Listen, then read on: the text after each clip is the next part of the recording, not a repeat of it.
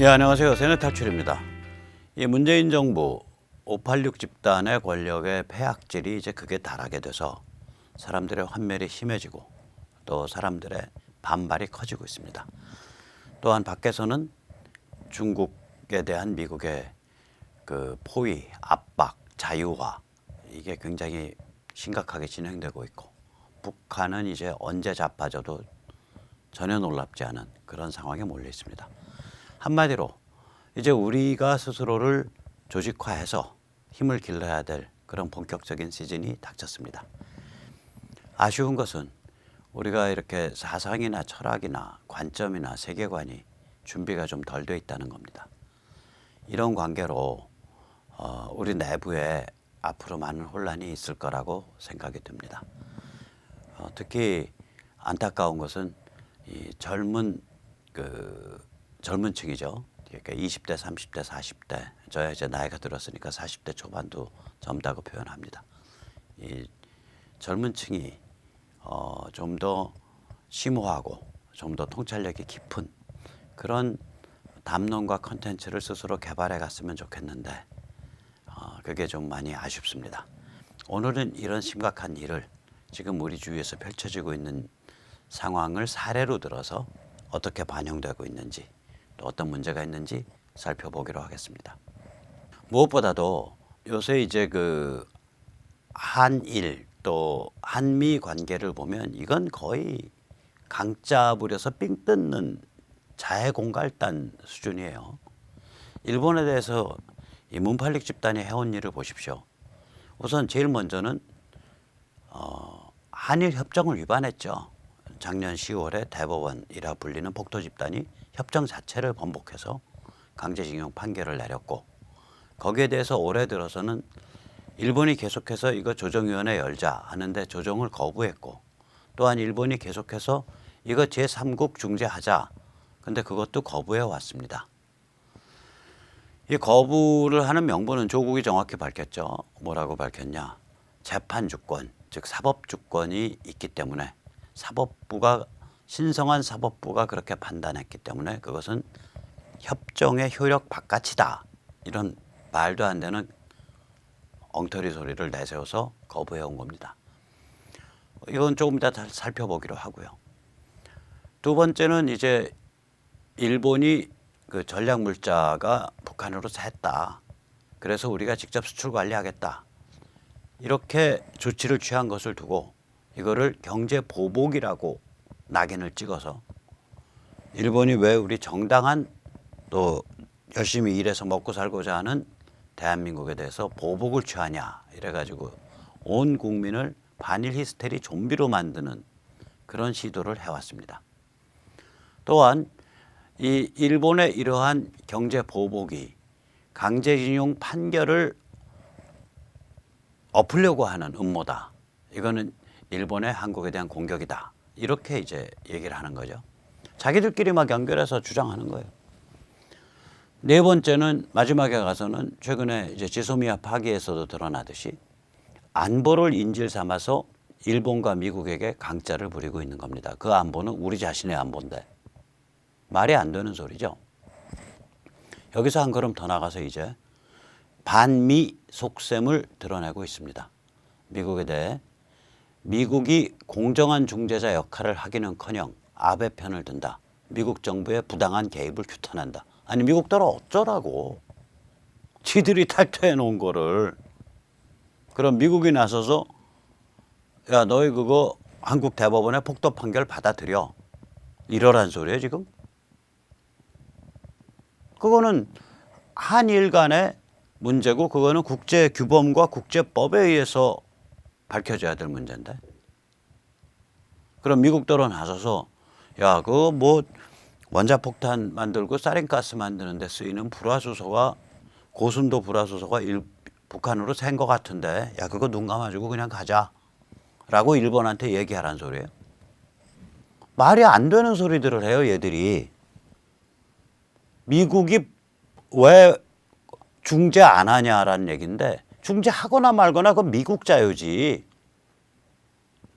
그러니까 이거는 뭐라고 말을 할까요? 이 정신 상태가 온 우주와 온 지구와 온 인류와 온 국가가 자기들을 섬겨야 된다는 식의 이런 발상을 하고 그걸 국민들한테 그런 망상을 가지도록 펌프질을 하는 거예요. 세뇌질을 하는 거예요. 이거 뭐라고 말을 해야 될지 모르겠어요. 이 얘들 말 그 어투 한번 보시죠. 이제 이거 조선일보가 이걸 제대로 보도를 한 건데 아베 규탄 집회 주최 측의 반미 본색이 드러났다.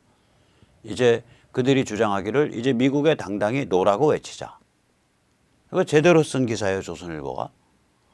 그래서 이게 이제 아베 규탄 시민행동이죠.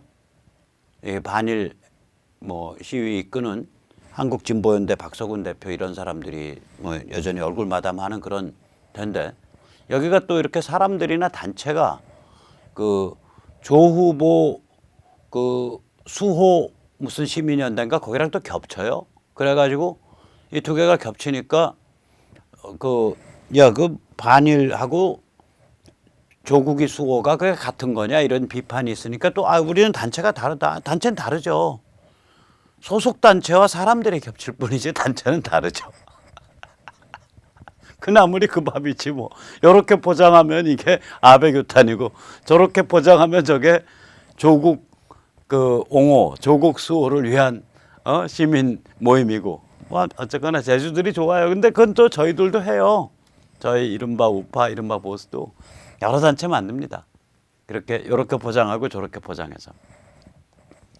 그래서 비애가 좀 느껴질 때가 있죠. 어쨌거나 이제 이 사람들이 이제 이런 그 행보를 보이는 사람들이거든요. 이제는 우리 세뇌 탈출에서 얘기해 왔듯이 이제 반일 속에 이제 반미를 담아서 이제 본색을 드러내고 있습니다. 조선일보는 이걸 정확히 짚었는데 동아일보는 완전히 개발질을 하고 있어요. 요새 이런 문제에 가면. 동아일보는 거의 조국의 개 혹은 전체주의의 개가 된 거 아닌가 이런 생각이 듭니다. 이 동아일보의 그 도쿄 특파원의 박형준 저 사진에 나온 저 인물인데 누가 제가 이렇게 사람을 꼭꼭 집어서 얘기를 하니까 야 그거 우리나라 문화에 좀 안 맞아. 백모 나이도 있고 그런데 좀 사람을 꼭꼭 집어서 그렇게 아프게 비판하지는 않는 게 좋을 것 같아. 이런 충고를 저희 그 아주 가까운 어른이 좀 해주셨어요. 근데 저는 사실은 맞는 말씀인데 제가 어차피 한국 문화랑 안 맞는 사람이니까 생긴 대로 놀려고 마음을 먹습니다. 그래서 오늘도 아프게 꼭꼭 집어서 박형준 특파원을 집었습니다. 뭐 말을 그렇게 썼으니까 박 특파원이 저의 치명적인 적이 되든 말든 그건 박 특파원 비즈니스고요. 저는 한 3일 지나면은 제가 왕년에 박 특파원 씹었다는 것도 기억도 못할 겁니다. 매일 씹는데 한 사람씩 돌아가면서 그거 어떻게 다 기억하고 살아요. 자, 동아일보에 의하면 박 특파원의 말에 의하면 스가 관방장관의 발언은 우리 사법부의 독립성을 침해했다는 겁니다. 그러면 스가 요시히데 관방장관은 뭐라고 말했냐? 이렇게 말했습니다. 청구권 협정은 한일 간의 청구권 협정은 사법부를 포함한 국가 여러 기관을 구속 제한한다. 이게 스가 요시히데가 8월 31일 날 말했죠. 맞는 말이죠. 두 나라의 조약 맺으면 그건 법률적 효과를 갖거든요. 그 조약이 비준되면. 그래서 국회 비준입니다. 그래서 국회가 입법하는 데잖아요. 두 나라의 조약을 맺으면 그 조약은 법률적 효과를 가져요. 그러니까 제가 대법원을 왜 폭도라 그러냐. 법률적 효력을 가지고 있는 한일협정을 개무시하고 판결을 내렸거든요. 법을 지켜야 되는 대법원 판사들이 법을 깨뜨리고 폭도 그 재판을 한 거예요. 그러면 자 보세요. 이게 정확한 건데 박형준의 말에 의하면 협정은 협정이고 국회가 비준한 건데 협정은 협정이고 대법원 판결은 협정과 달리 또 내릴 수 있다는 얘기라고 지금 저 얘기하고 있는 거예요. 그 조국이 얘기거든 저게. 조국이 말한 재판주권론이 바로 그거예요. 또 그리고 이때까지 FTA 반대하고 이런 좌빨스런 판사들이 말해온 뭐 우리버 연구회 소속인지 뭔지 모르겠는데 좌빨스런 판사들이 말해온 사법주권론이 저 얘기예요. 사법주권론은 뭐냐면 저 인간들의 주장은 한 나라의 영토 안에서 그 나라의 법률이 배타적 지배권을 갖는다예요. 즉 무슨 조약을 맺어놨건 간에 개무시하고 법률 정하고 법 원칙 다시 해석하면 그게 우선된다 이거예요.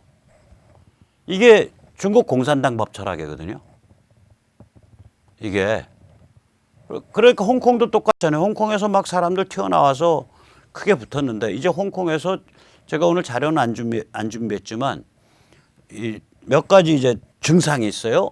굉장히 우선 첫째는 시위대가 홍콩 해방을 주장해요. Liberate 홍콩. 둘째는 시위대가 화염병과 벽돌을 자연스럽게 사용하기 시작했어요. 셋째는 굉장히 주목해야 될 사안인데 시위대가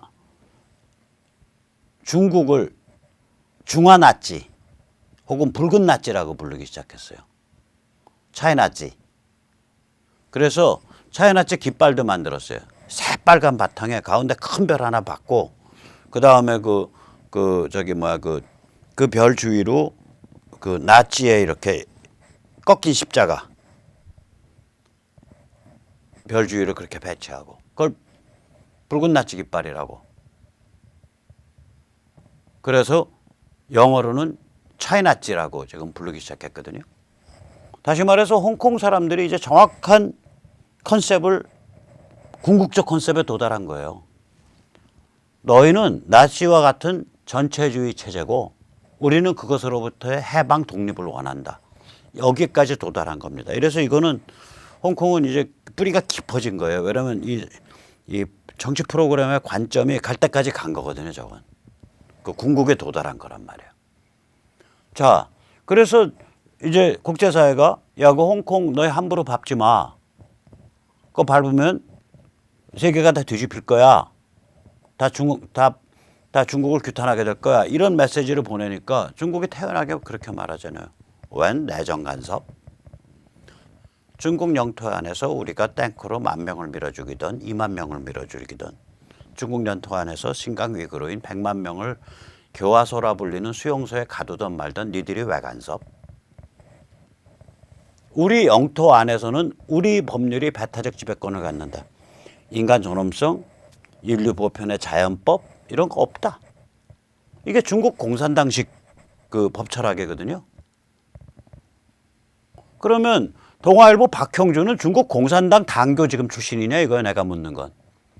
그런 자를 도쿄 특파원으로 보내서 그거를 대서특필해서 싣는 동아일보는 조국의 개냐 아니면 전체주의의 개냐. 그걸 묻는 거예요.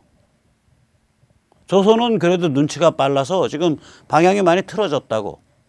동아는 이게 진짜 바보 멍청이 같아갖고 자기가 무슨 얘기하는지를 모르는 것 같아 저 신문은. 다시 말해 이 중국 공산당의 법 철학과 달리 우리 자유민주주의 사회에서의 자연법, 여기서는 자연법을 얘기한다고. 왜 자연법이냐면 인류 보편의 법이 있다는 거예요. 인류 보편의 문명사회가 가지고 있는 법이 있다. 그래서 그걸 인류 보편성을 자연이라고 표현하는 거야. natural. 그래서 자유민주주의 체제에서는 natural law라는 개념이 있어요. 이 뿌리는 어디에서 나오냐면 하나는 헬레니즘이고 하나는 유대 기독교 전통에서 나옵니다. 뿌리가 이 자연법이라는 개념이 나오게 된 게 이게 자유민주주의 법 철학의 핵심 개념이에요. 그래서 자연법 철학에서 사법주권이라는 용어가 나옵니다. Judicial Sovereignty. 근데 그거는 나라와는 아무 상관이 없어요. 국가법률과 아무 상관이 없어요. 오히려 국가법률과 어떤 점에서는 배척이 돼요. 자유민주주의 체제에서 국가와 어느 정도 긴장을 일으킨다고요. 자유민주주의 체제의 자연법 철학에서 나오는 사법주권, Judicial Sovereignty라는 거는 법관 한 명 한 명의 개인 존엄성, 정신적 독립성을 얘기합니다. 즉 법관이 한 명 한 명이 자연법을 이해를 해서 자기 자신의 정신적 독립성을 가지고 외부 압력에 굴하지 않고 판단하고 선고해야 된다. 이런 의미가 돼요, 저게. 그거하고 조국이나 중국 공산당이 말하는 재판주권, 사법주권하고는 완전히 다른 겁니다. 근데 박형준 동아일보 특파원이 쓴 저 글 딱 하나, 스가 관방장관의 발언은 우리 사법부의 독립성을 침해라는 저 글은 정확하게 중국 공산당과 전체주의 나치 스탈린 김일성의 법 철학을 쓴 거예요. 저 글이. 그래서 박형준 씨한테 묻고 싶은 거예요. 당신은 알고 썼냐 모르고 썼냐. 모르고 썼으면 정신 차려라. 저렇게 글을 쓰는 순간 당신은 스탈린의 나치의 김일성의 중국 공산당의 대변인과 뭐가 다를 바가 있겠냐 라고 묻는 거예요. 아니 비싼 회사 돈 들여서 그 좋은 도시 동경식이나 가서 거기서 특파원 하면서 어떻게 저렇게 글을 쓰나. 정신 차리세요 박 특파원님. 자, 이게 스가 일 관방장관이 했다는 얘기예요. 한일 청구권 협정이 대법원을 포함한 한국 사법부도 구속한다. 즉 다시 말해서 한국 사법부의 대법원의 작년 10월 판결은 한일 청구권 협정의 법률적 효력과 구속력을 개무시하는 폭도 판결이다. 이 말을 한 거예요, 스가가. 맞는 말이죠. 그런데 거기에 대해서 박형준이 정확히 뭐라고 표현했나 한번 읽어드릴게요. 이는 사법부 독립을 보장하는 삼권 분립을 무시하는 듯한 발언이어서 논란이 예상된다. 저건 박형준의 의견이거든. 근데 저 의견이 중국 공산당식, 김일성식, 히틀러식, 스탈린식 법률관이라고. 그렇잖아요. 남의 나라와 맺은 인류 보편의 원칙에 따른 국제협정이 국내법의 하위에 있다라는 주장이거든요. 즉 다시 말하자면 한 나라의 영토 안에선 자기들끼리 만든 법률이 절대적 지배권을 갖는다는 주장이거든. 박형준 얘기가 그거예요.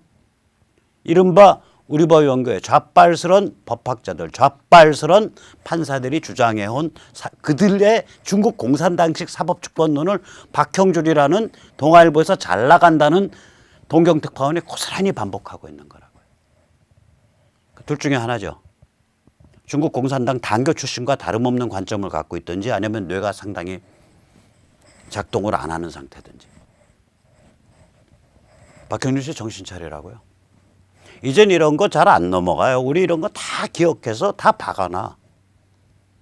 다 박아놔. 그래서 개 쪽팔렸다라는 거를 평생 기억하게 해드릴 거라고. 그게 우리가 당신들 조중동 혹은 포탈이라고 불리는 빅미디어에 대해서 우리 힘없는 민초가 가할 수 있는 제재예요.